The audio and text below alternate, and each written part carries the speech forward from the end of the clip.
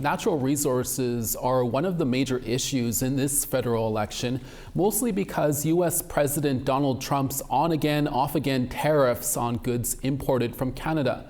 The topic of oil and gas have also come up when Conservative leader Pierre Poilievre recently met with some chiefs in Edmonton during a meeting hosted by the Indian Resource Council. And social media photos of that meeting posted earlier this week went sideways, with band members calling it an endorsement they do not support. Our Truth in Politics panel is here to wade into the controversy. Jennifer Lewitz is the CEO of Pasquale Harbour Strategies, and Neegon Sinclair is a columnist with the Winnipeg Free Press. Jennifer and Neegon, welcome back. Jennifer, it's your turn to start us off this week. What are your thoughts on the meeting between First Nations and Conservative Party leader Pierre Poilievre that happened earlier this week? Obviously, I'm going to be entering my thoughts into a pool of thoughts that are currently happening right now. And I publicly came out on record yesterday to say that I actually agreed with the meeting, and that might surprise a lot of people. But I think of it more on the other side, where people are automatically thinking that this is an endorsement and maybe the political party is utilizing that to their advantage. But more so, I think people should look at this as a responsibility. I think every single one of these federal political party leaders has a responsibility to meet with our chiefs and figure out what their priorities are and figure out what it is that they want to advance in the next government. You know, I have been in rooms like this, and I actually was in that room last week during that meeting with one of the chiefs that I'm an advisor to. And I can tell you right now that there wasn't a lot of heavy endorsing going on. It was more so the advocating for First Nations rights. And I think when we automatically turn to attack our leadership that are in those rooms trying to do what is best for their communities, we forget and we almost downplay the advocacy that they do by automatically assuming that they're endorsing a political party when they're actually there to have those tough conversations. And I would welcome those same opportunities with, Mark Carney or Jagmeet Singh. And I can say that on our end, requests have been sent to those political party leaders, but it's up to their campaigns to actually take on those requests. Neegon, should chiefs and First Nation leaders in the resource sector not be meeting with those running for Prime Minister? I almost am shocked that this is a question. And I think back to the kind of ways in which, back in the days of I Don't Know More, there was a kind of moment in which the most conflict was happening with Stephen Harper's government. Stephen Harper's government was very aggressive on resources and particularly denying Indigenous rights and cards on the table. I was an activist in those days, and so I was really not very pleased in the way Stephen Harper treated our nations. And there was a special meeting that was held in which chiefs were invited to meet with the Prime Minister to talk about some of the conflicts that were happening, the omnibus legislation, particularly around lands and resources. That's a conversation you have to have, not just with the Prime Minister, but everyone that's going to work in government. Everybody, every party, even the Bloc Québécois, even the, if there was ever the People's Party of Canada. You have to have conversation, and it is Indigenous nations in which those conversations are run. Now, zoom back to what actually happened. What Stephen Harper said was that I'm going to handpick who's going to be at that meeting. I'm going to tell you which chiefs are going to be located, or they say, oh, the AFN can only pick X number of chiefs. That's when things get mucky. That's when things get murky, is when Canadian parties dictate to Indigenous peoples the terms of the meeting, why the meeting is happening. And even, Justin Trudeau would oftentimes get into trouble, one of the most progressive prime ministers we've ever had in history for First Nations, Inuit, Métis people, because he would come into meetings and oftentimes tell people what the agenda is going to be. You don't get to run the show. A partnership is a partnership is a partnership. And when you work with First Nations, Inuit, Métis leaders, you have to listen as much as you speak. And so I think it's good that we have conversations, especially around resource development, where we have the most amount of conflict. We need to not shut each other out of rooms. We need to be in more rooms together. And Jennifer, you wanted to weigh in on the comments on the photos. At last check, there were almost 2,000 comments and another 2,000 shares, overwhelmingly negative. Your thoughts on that? Yeah, obviously a lot of the comments are negative, and I've seen some comments where people are even calling our First Nations chiefs sellouts and apples, and even going so far as to call them wastes of skin. I'll be very blunt in the fact that I think that's absolutely disgusting, and I won't move on that opinion. I took an undergraduate in political science, which was not something that was very popular for First Nations people to do, especially as a young woman.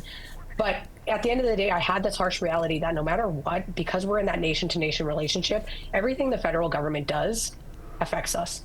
And that is, at the end of the day, the cold, hard reality. Pierre Poilievre is the leader of Canada's Conservatives. First Nations alone did not put that man in that position. He is the official opposition leader, and Canadians chose him to be there because of the way that he was voted in. So we are the ones that are now stuck dealing with him, but we get to face the backlash when we just deal with the systems that we have been handed that were never designed for us. And, when things like the water legislation come into play, I remind people the opposition's role is to hold the government accountable. When there are big pieces of legislation on the table, like the water legislation, you want your opposition to be critical of legislation that's there, because that's what holds the government accountable. So it is important for our First Nations chief to meet with every political party, because they, like Nigon said, they have influence in every levels of government. So unfortunately, we've been past these leaders, we've been past these systems, and we have to deal within it. But what I will remind Indigenous people, and not to sound too paternalistic, is that when we tear our own people down, and we do it very publicly, we are making that extremely comfortable for non-Indigenous people to do. Because when they see us fighting and they see us doing it, they think that it's okay. And I'm not going to sit here and tear down leadership for doing what they think is best, especially with the historical context of, these systems that are super oppressive, were never designed for us, but now we get to deal with them. Nigon, the Confederacy of Treaty 6 First Nations felt like they needed to release a statement on the photos saying they were to observe and engage, and it's their duty to voice their concerns to all political leaders. Do you think all of this has been blown out of proportion? Well, on one level, I think that's just fascinating that you have to. It's a very hyper interested environment, hyper reactive environment in which a photograph can create such a cacophony of anger and resistance and concern. But what I would say is that set that aside for just a minute. If it's just a photograph that is the tipping point of calling people a sellout, I think we need to think a little bit about the terms of what we're using to describe people, talk about people, all the things Jennifer spoke about in terms of let's be kind to each other, let's look after each other. All of us have to navigate this world and full of contradiction, and we have to go to the sweat lodge, but we also drive in our car. So as much as we are celebrating the earth, we also damage the earth through our actions by creating emissions. Let's be kind to each other in the contradictory nature that we have to live in this world. At the same time, I'm not going to fault people for feeling disappointed, angry, and suspicious over meetings with certain political leaders. That says more about the political leader that they're working with. And frankly, I think Pierre Poilievre has a lot of things to answer to, and Pierre Poilievre has been defending quite regularly a person who has been defending or maybe denying some of the impacts of residential schools amongst candidates. He's also in the past said some highly problematic things when it comes to residential school survivors, and I think Pierre Poilievre in lots of ways is probably one of the more progressive conservative leaders, even though he is leader of the Conservative Party. I mean, this is a party that has Indigenous peoples probably much more so than Stephen Harper or even Brian Mulroney as a part of their party platform, but it's really only for the purposes of energy and resource development. So what I would say is that I think that the behavior, the actions, the policies of Pierre Poilievre probably garner a whole lot of suspicion. And so when people are suspicious, you have a right to be, and I think you legitimately can be, and you have a reason to ask questions. I just think sometimes we need to ask things in maybe kinder ways, and that is what our elders tell us, which is that when you ask a question, you don't start with an insult. You start with saying, okay, well, I've heard you. Have I heard you properly? How can I ask in ways where I have deep concerns? And I want to disagree with you, but I want to disagree with you in such a way that we can stay in the room together to continue to converse. And Jennifer, Jagmeet Singh has been meeting with First Nations leaders. He stopped at APTN News here this Thursday. He's meeting with the Federation of Sovereign Indigenous Nations in Saskatchewan, and he previously met with chiefs in Manitoba. Can you explain why there hasn't been the same outrage with this leader? I think because Jagmeet doesn't have the history the same way that Pierre Poilievre does. As far as I know, I don't think Jagmeet has ever said anything negative like that. And, I did post a video on TikTok yesterday talking about, from what I've observed, Jagmeet Singh has also been one of the most accessible political party leaders.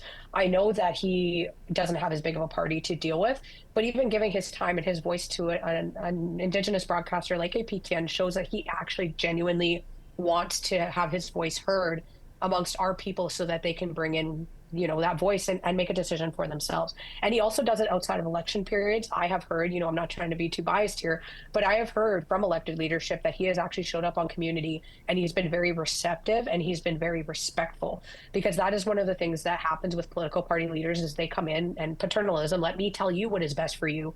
But if Jagmeet Singh is going to do it in a way of like, hey, I'll actually listen to you and I'll have a conversation with you, I appreciate that. One thing I would like to see is more grassroots accessibility, because the FSIN and the AFN don't speak for everybody, especially when there is internalized turmoil and stuff like that. It's important for those political party leaders to step outside of that and recognize that the elected leadership on the nations are the ones that advance the rights holders and the people that belong to their communities. So just speaking to the lobbying organizations, FSIN, AFN, whatever it might be, isn't always the best case either. So a little bit more accessible on that side, but I would say that Jagmeet is one of the most progressive and accessible leaders that we have so far. And Niigaan, have you seen or heard of Liberal leader Mark Carney hosting similar meetings during this federal election campaign? Well, I mean, Mark Carney's he's probably been running for the leadership longer than he's been prime minister. And so the federal election's only been for, what is it now, 2 weeks or just over 2 weeks. So it would be impossible, I think, to expect anybody dealing with the impacts of Donald Trump to have much focus on anything. In fact, I think one of the things that happened recently was that Mark Carney had to respond to comments that his father has made in the past in relation to residential schools. And I was encouraged that he decided to take time to deal with that, because I think in some ways that their campaign may not have thought this was on the top of the list of dealing with trade tariffs, for example, but that they put it right at the top and an important way that they were going to address that question. It says that they had some, if you listen to the way that he answered it, they were talking about it in the campaign. And I happen to have sources in the campaign to know that this was something that they wanted to engage and deal with. And it's something that Mark Carney is learning on the job. He's learning that Indigenous peoples are a critical part of the future of not just the Liberal Party, but of the Canadian government.